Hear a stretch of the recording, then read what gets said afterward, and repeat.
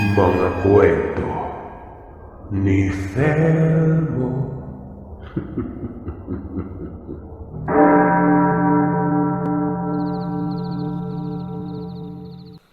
Mapagpalang araw, Sir Seth. Tawagin niyo na lamang po ako sa pangalang Felipe. At ang kwentong ibabahagi ko sa inyo ay nangyari sa isang bayan ng Zamboanga del Norte. Alam kung karanasan lamang ngayon, kumbaga kung hindi ito nangyari ng mga ilang taon na ang nakakalipas. Kahit na sino siguro ay walang maniniwala sa akin. Pero nais kong ibahagi sa inyo na walang pinipiling lugar ang kababalagan. Lahat ay nagagawang matakot. Bata man o matanda. May ngipin man o wala. Basta gusto nila, maghahasik talaga sila ng lagim. Nung bata pa ako, takot lumabas ng bahay ang mga tao. Kumalat kasi sa aming lugar ang tungkol sa mga kulto na nangunguha ng mga inosenteng tao. Bata man o matanda. Yung mga mag-anak na may mga sanggol ay halos hindi na lumalabas sa kalsada o kahit sa bakuran man lamang ng kanilang mga bahay. Nagtatago sila sa takot na baka isang araw, bigla silang mabiktima. Karamihan kasi sa nagiging kasangkapan ng masasamang loob ay ang mismong mga kaanak lang din natin na uhaw sa yaman at halaga ng salapi. Nagpapabulag sila para makatanggap ng kumakalansing na kwarta ng sa gayon ay mapakinabangan nga naman. Mga taong hindi na kinikilala ang kanilang sariling kadugo. Malapit man sa kanila o hindi. Nakatulong man o mas nakaperwisyo. Uso kasi noon ang mga ganito na tao.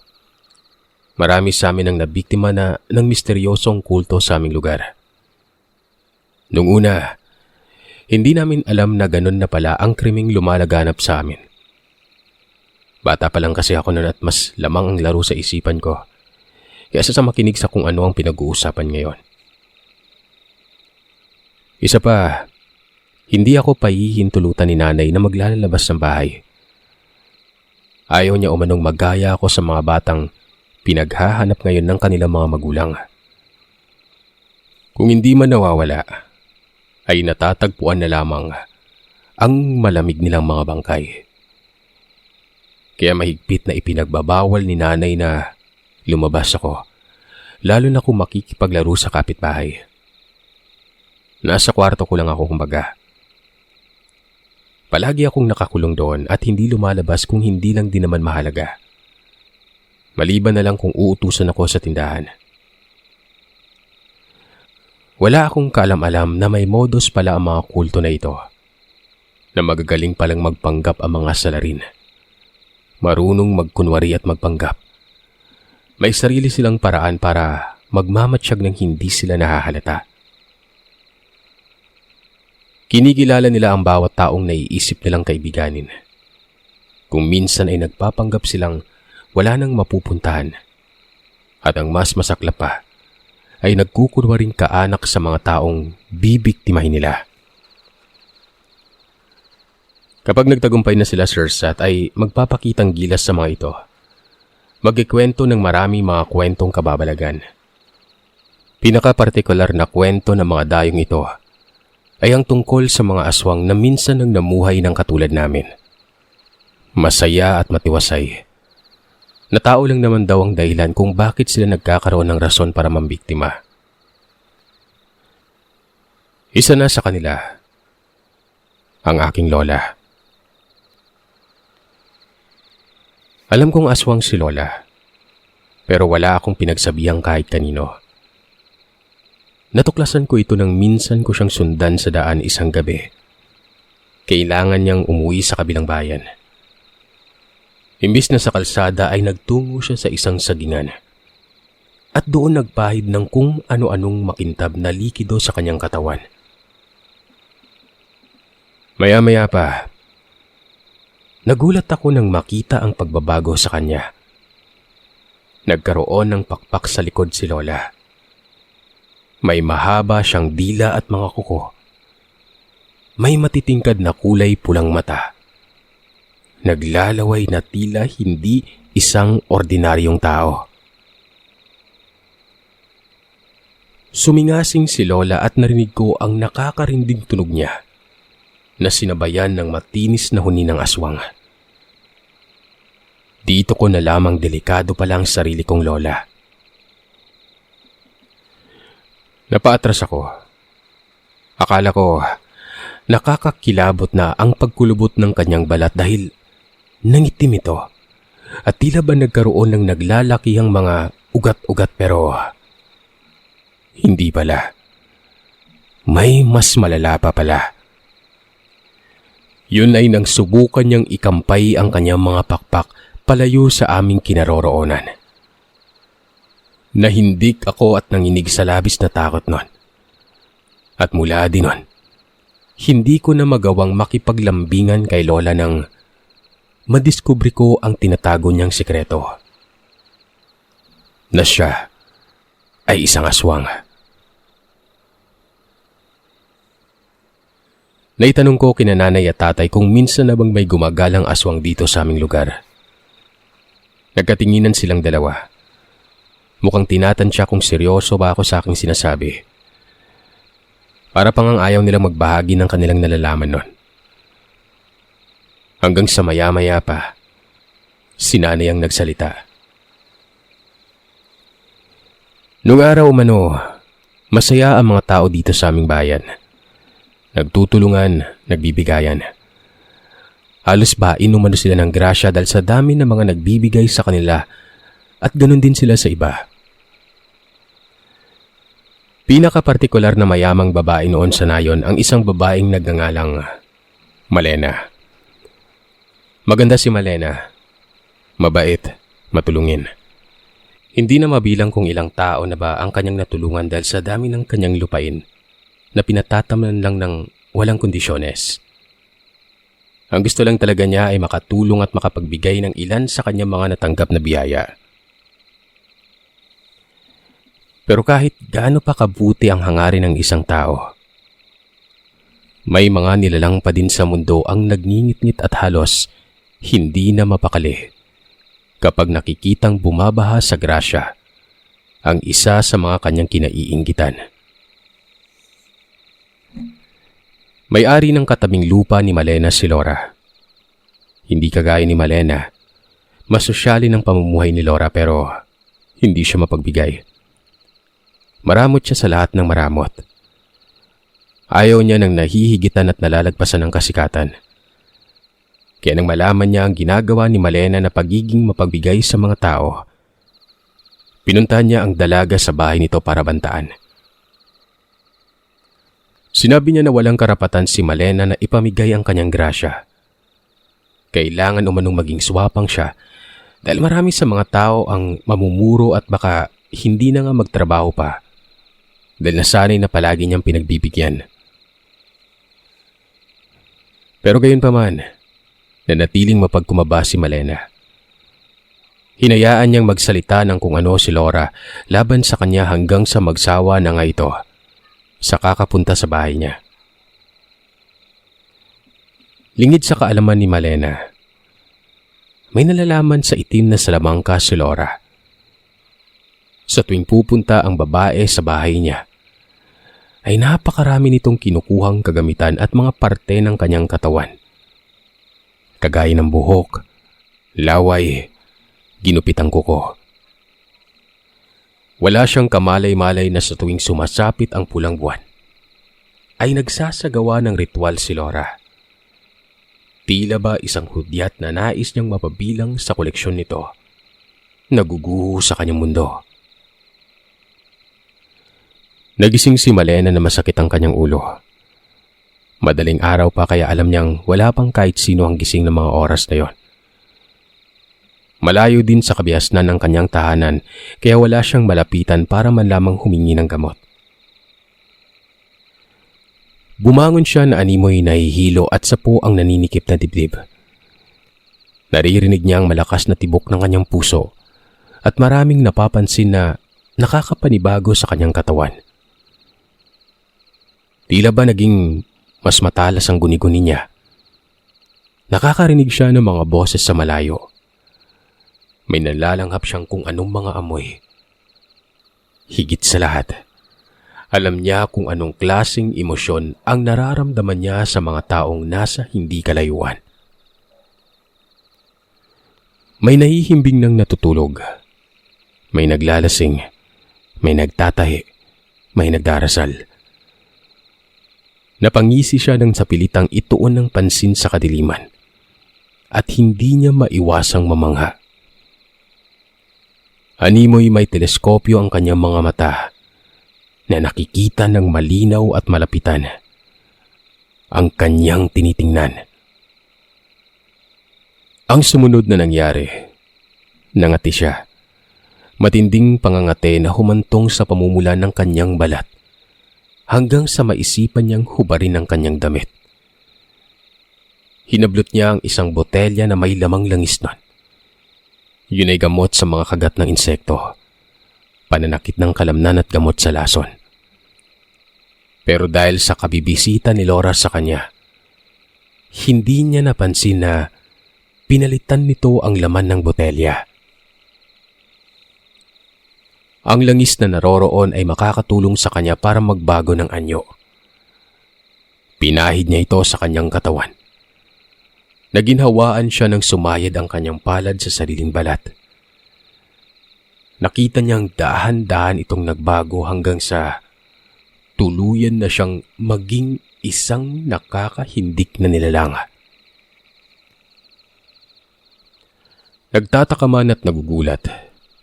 Hindi nagwala si Malena. Sa halip ay lumabas siya. Tumingala sa maliwanag at bilog na buwan.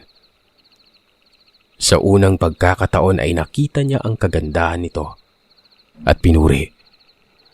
Walang kasing katulad sa taglay na kaakit-akit ang buwan. Dito na siya tuluyang nalunod sa labis na pagkabighani. Nagawa niyang lumundag ng pagkataas-taas. Ninais niyang puntahan ng buwan pero kahit anong taas ng kanyang lundag, ay hindi niya magawang makasampa man lamang kahit sa mga kalapit nitong bituin.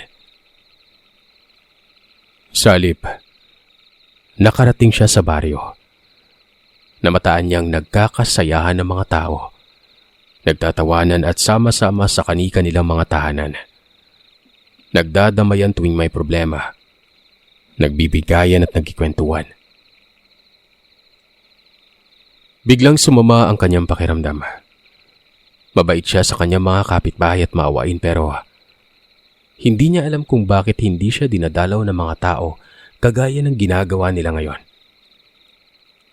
Sa halip, nakakaalala lang sa kanya ang mga tao sa tuwing nais nitong manghingi sa kanya ng tulong. Nagrebelde ang buting puso ni Malena.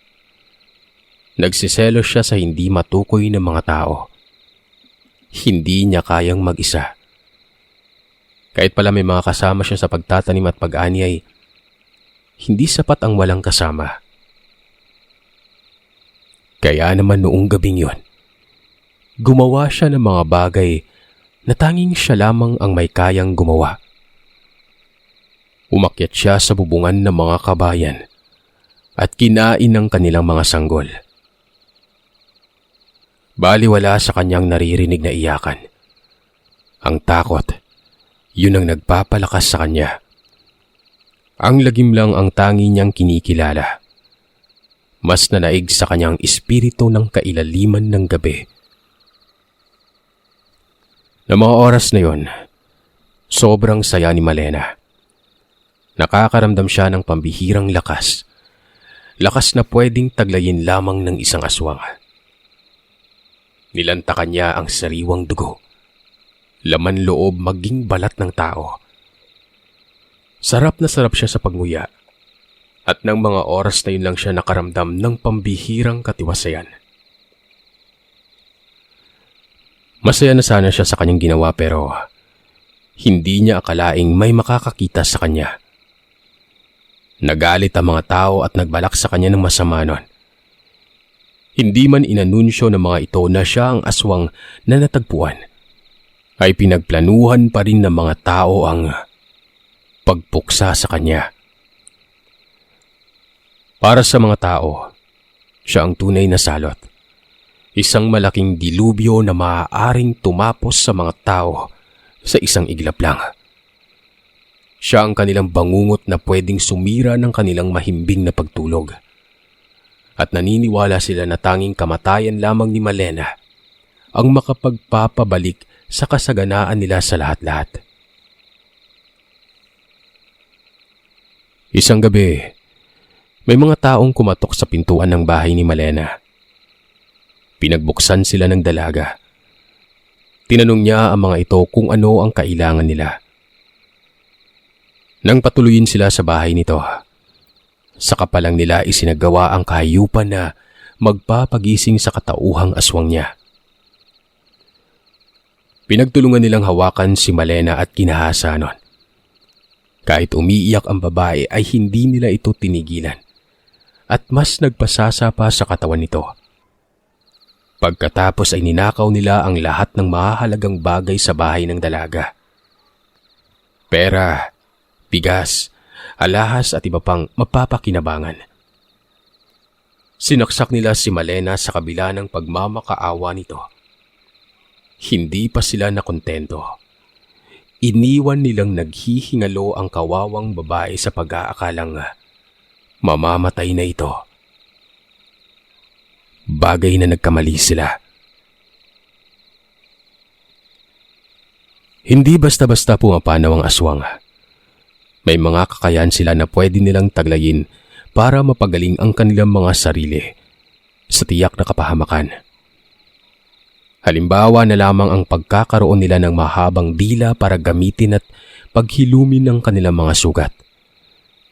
May taglay na panggaling ng malalim na sugat ang kanilang mga malalapot pero masangsang na laway nun.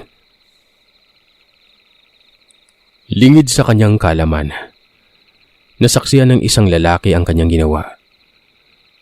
Sa halip na husgahan siya, nakaramdam ito ng matinding awa sa kanya. Hindi napigilan ng binata na lapitan si Malena at alayan. Matatakot sana ang babae pero masyadong malumanay magsalita ang binata na nagpakilala sa pangalang Ben. Mabait si Ben, magalang. Amin sa kanya ng lalaki, matagal na niyang nagugustuhan si Malena. Matagal na niyang hinahangaan ng babae kaya naman palagi siyang nakasubaybay sa lahat ng ginagawa nito. Ipinagtapat niya kay Malena na nasaksihan niya ang ginawang pangungulam ni Laura sa kanya. At sa totoo niyan, itinaboy niya si Laura. Sinabi niya na isusumbong kay Malena ang ginawa nito. Ibinenta ni Laura ang kanyang lupain at lahat ng ari-arian. Walang tinira ang babae dahil sa takot na tunay ngang paghigantihan niya. Nakita ng binata na labis na siyang nanghihina. Alam ng lalaki na kailangan niyang maasikaso sa lalong madaling panahon. Dinala siya ni Ben sa sarili nitong tahanan. Inalagaan siya doon at ginamot ang kanyang mga sugat. Kaya naman minsan, kinausap ni Malena ang binata. Sinabi niya na masama siyang tao. Hindi siya normal. Ni hindi niya alam kung ano ang nangyayari sa kanya. Sa halip na matakot, lalong nanggilala si Ben. Unang pagkakataon niyang makakita ng babaeng kagaya ni Malena. Pilit man niyang iwasan yon. Hindi niya mapigilan ng kanyang sarili. Mas lalo niyang minahal ang babae. Kaya naman kahit wala siyang karapatang umasa, ipinagtapat niya ang nararamdaman. Hindi niya inaasahang may katugon ang kanyang pagmamahal para kay Malena. Niyakap siya nito at ipinaramdam sa kanya kung gaano din siya kamahal Sir Seth. Nagsimula silang bumuo ng bagong pangarap. Nagpakasal silang dalawa at ipinakita kung gaano kahalaga para sa kanila ang isa't isa. Nagkaanak at namuhay ng matiwasay. Ang nakakatuwa pa, hindi na muling inatake ng pagkaaswang si Malena. Si Malena, na lola ko. Siya ang tinutukoy ni nanay na naghahasik na naman ng lagim ngayon. Bumalik lang ang kanyang pag-aaswang nang namatay si Lolo Ben. Ito ang panahong ako mismo ang nakatuklas sa kanyang tinatagong sikreto. Marami siyang alagang hayop na pinapatay. Alam kong hindi niya kontrolado ang kanyang sarili. Maging sina nanay at tatay ay naiintindihan ito. Lamang may mga pagkakataong talaga na kailangan naming umiwas. Hindi naman pwede na ipagkatiwala namin ang aming mga buhay sa isang aswang. Kahit pa siya ay aming kadugo. Gayunpaman, hindi ko siya magawang husgan. Mas nanaig sa akin ang awa dahil hindi naging madali ang lahat ng kanyang pinagdaanan.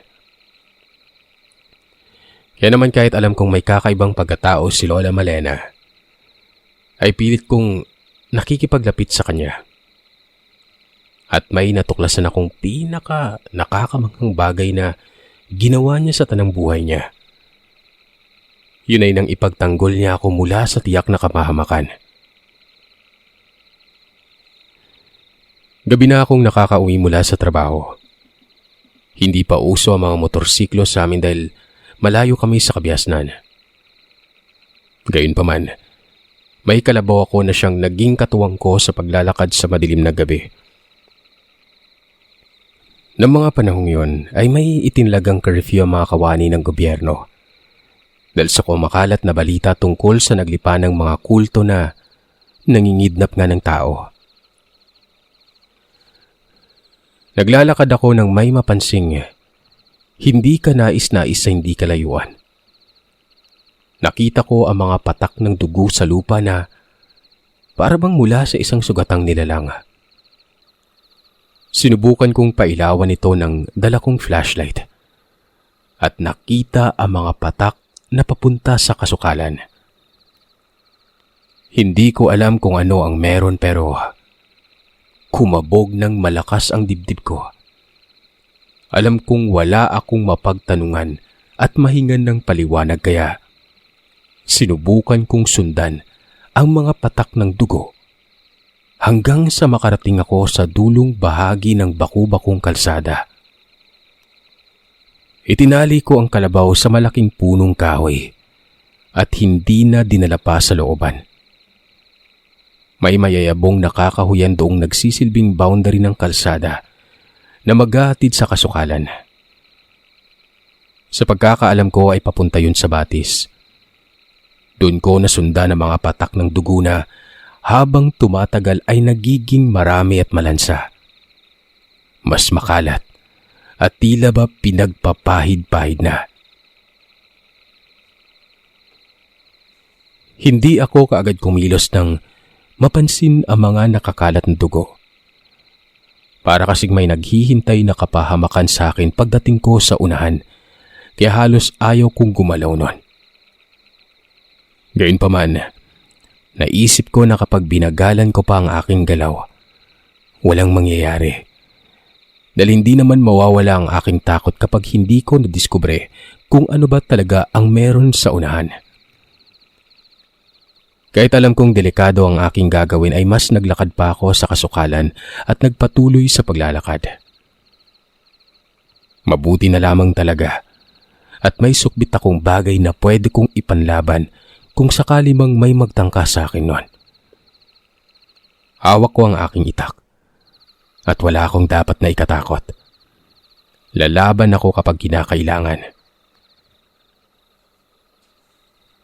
Sa hindi kalayuan, kinabahan ako. May naririnig akong nahihirapang ungol ng kung sino. Kahit kabado, hinanap ko ang ingay na yon at agarang natagpuan sa may Batis. Humahalo ang ungol niya sa lagaslas ng tubig kaya nag-alala na ako nun. Isang babae ang naroroon. Sugatan at patuloy sa pag-agos ang kanyang dugo. Nahihirapan na siyang gumalaw at may hawak siyang isang mahabang botelya ng langis. Anya, tanggapin ko umano ang botelya dahil mamamatay na siya. Pero umatras ako. Kahit nagbago o magbago pa siya ng anyo, kilala ko pa din si Lola. Nais niya akong linlangin para ipamana sa akin ang kanyang pagkaaswang. Pinagmasdan ko ang botelya. Panay ang pagkulunon na halos ibulwak na mula sa lalagyan. Palatanda ang naghahanap na nga ito ng panibago niyang amo. Umiling ako at sinabi sa kanya na hindi na pwedeng gawin yon sa apo niya. Hindi niya ako pwedeng pagkatiwalaan ng mga bagay na alam niyang ikakapahama ko. Sinabi ko sa kanya na kapag ginawa niya yon, para na rin niya akong isinumpa. Umiyak ako at sinabi sa kanya na bakit ako? Pero hindi ko ito nagawang isatinig. Sa halip, umatras ako at dahan-dahang lumayo sa kanya. Alam ko naman na hindi na talaga niya ako kikilalanin na apo dahil balak na niya akong gawing aswang. Tumalikod ako at iniwan siya sa lugar na yon. Ni hindi ko siya tinangka na balikan, kaya naman alam kong nagalit siya sa akin. Nagtatatakbo ako hanggang sa makarating ako sa bahay ng mapamura ko noon. Naalala kong naiwan ang aking kalabaw sa bungad ng kakahuyan. Napakamot ako ng ulo. Ayaw ko na sanang bumalik pero nag-aalala ako sa kalabaw na naiwan ko. Baka siyang lantakan ni Lola. Nagtataka man ay hindi na ako tinanong pa ni nanay kung bakit kailangan ko pang umalis kahit na gabi na. Hindi ko sinabi sa kanila na pupuntahan ko ang naiwang kalabaw dahil sa kung anong naisip kong kalutangan noon. Binagtas ko ang kalsada ng kabado at nilalamig. Hindi ko alam kung ano ang pwede kong gawin pagdating doon pero dalangin ko lang ay sana wala na roon si Lola. Asang-asa ako na tahimik ng paligid pero gusto kong isumpa ang sarili ko ng mabungaran ko pa si Lola na dahan-dahang gumagapang sa lupa. Katabi ng kalabaw. Mukhang katulad kanina ay hindi pa rin siya nakakauwi at hindi pa gumagaling ang sugat niya. Hindi na niya yata magawang magpagaling noon, Sir Seth. Ang kaninang takot at pagkairita ko kay Lola ay napalitan ng pag-aalala. Sa kanilapitan sabay tanong kung ano ba ang nangyari sa kanya. Umiiyak na sinasabi niya sa akin na sana nanatili na lamang siyang normal, na hindi siya isinumpa. Naitanong ko kung anong sumpa ba ang sinasabi niya. At dito na ipinagtapat ni Lola ang tungkol sa pagiging isang aswang niya. Totoo na marami siyang kakayahan, maraming katangian, pero hindi niya gusto ang lahat ng iyon. Ayaw niya sa kapangyarihan. Ayaw niyang katakutan siya ng mga tao. Ang totoo umano niyan, ang pagkaaswang pa ang dahilan kaya maagang namatay si Lolo. Nagiyakan kaming dalawa at sinabi ko sa kanya na hihingi ako ng paumanhin. Naawa man ako sa sitwasyon niya ay hindi ko naman kayang saluhin ang birtud niya. Hindi ko kayang saluhin ang sumpa. Kaya naman niyakap ako ni Lola at sinabi niya na naiintindihan niya ako. Kaya nakapagdesisyon siya na isasama na sa hukay ang pagiging aswang. Napaiyak ako at mas lalong nakonsensya nun. Pakiramdam ko ay naiipit ako sa isang sitwasyon na alam kong hindi ko naman dapat na iniinda. Kaya naman ang alalayan ko na sana si Lola para patayuin ay may nagdatingan naman sa aming kinaroroonan. Mga taong may suot na sutana at may mga pitpit pang sulo. Nanginig ako sa takot. Base sa mga naririnig kong usap-usapan, sila ang mga kultong nangunguha ng mga taong ginagabi sa daan. Kinabahan ako. Napaantanda ng wala sa oras. Sa tingin ko ay mukhang kami ang sadya ng mga ito dahil kahit mga mata lamang nila ang aking nakikita noon, ay batid ko ang pagkasabik nito habang pinagmamasdan kami. Ayon sa pinakapinuno nila, napakaswerte din nila dahil kung kailan na kailangan talaga nila ng maiaalay sa kanilang sinasamba, saka naman kami magpapakita na animoy ipinagkaloob talaga ng kanilang Panginoon sa kanila. Kaya naman nagkatinginan kami ni Lola at nagulat ng matatag siyang tumayo. Anya, pagkakataon na umano para bumawi siya sa akin. Muling tumingala si Lola sa maliwanag na buwan. Dito ko nasaksiyan ang pagbabago ng kanyang anyo. Ang kaninang maamo niyang muka ay nanlilisik at bumalasik na para bang nakahanda ng sumagpang ng kalaban. Napaatras sa mga miyembro ng kulto. Marahil ay hindi nila inaasahan ang biglang pagbabagong anyo ni Lola sa kanilang harapan. Umatras ako at napahigpit ang kapit sa pisi ng kalabaw. Mukhang makikipaglaban si Lola sa mga taong halangdi ng mga kaluluwa. Nang umatake ang mga kulto ay sumingasing ang aswang. Pinagkakalmot ang lahat ng miyembro na balak lumapit sa akin. Mukhang ako ang kanilang puntirya dahil ako ang hindi nagbabago ng anyo.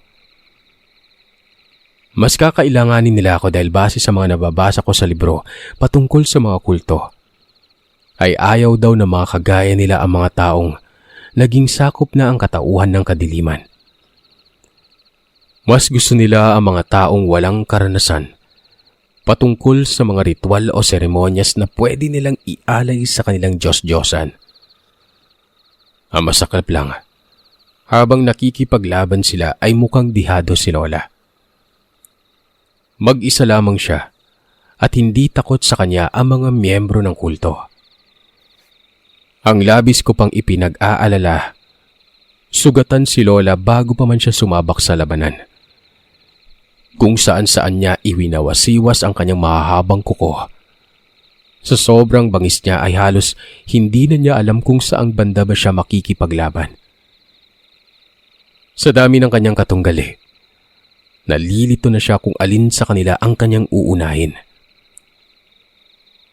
Hanggang sa ilang saglit pa, bumagsak na si Lola sa lupa. Duguan. Naghihingalo. Tuluyan na akong napaiyak. Hindi ko alam kung sa papanong paraan ko siya tutulungan.